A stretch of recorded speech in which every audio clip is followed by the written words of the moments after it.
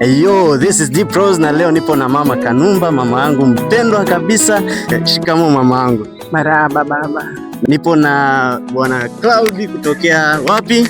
Kongo. Kutokea Kongo. Nipo na bwana Jackson kutokea Bukavu, Kongo pia. Tunajua kazi ya mtoto wake aliyoifanya Steven Kanumba.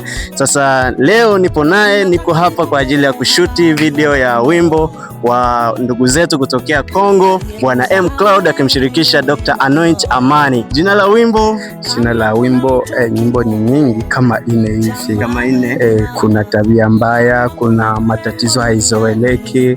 Yaani ni ambao umeshuti na mama yetu mpendwa. Tumeshuti na mama matatizo haizoeleki. Matatizo haizoeleki. Safi kabisa. Nashukuru sana kukutana na wewe. Niko mwimbaji wa nyimbo za Injili na nashukuru leo kufika hapa kwa sababu ilikuwa yani kama ni ndoto. Hao watu yani tulianza kuwaona tukiwa watoto.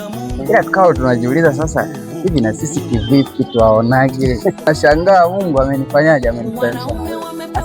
Sisi ni namba moja kwa mashabiki wa kazi. Nao Kanumba. Biblia inasema Mungu anafungua njia mahali pasipo njia. Kwa hiyo nataka kusema Mungu amefungua njia kwa kukutanana na mama yangu. Yaani kitu ambacho sikukuwa natarajia. Unaona tukiwa wadogo tulikuwa namsikiaga tu, tunamsikia, tunamuona kwenye movie, lakini Mungu leo amefungua njia, ameruhusu tukutanane live na ndio huyu niko naye hapa. Yaani nashukuru mama, nashukuru. Na waambie mimi nawapenda sana sana, nakumbuka wema wao walionitendea kwenye msiba wa marehemu mwanangu. Kwa kweli nawapenda sana Kongo.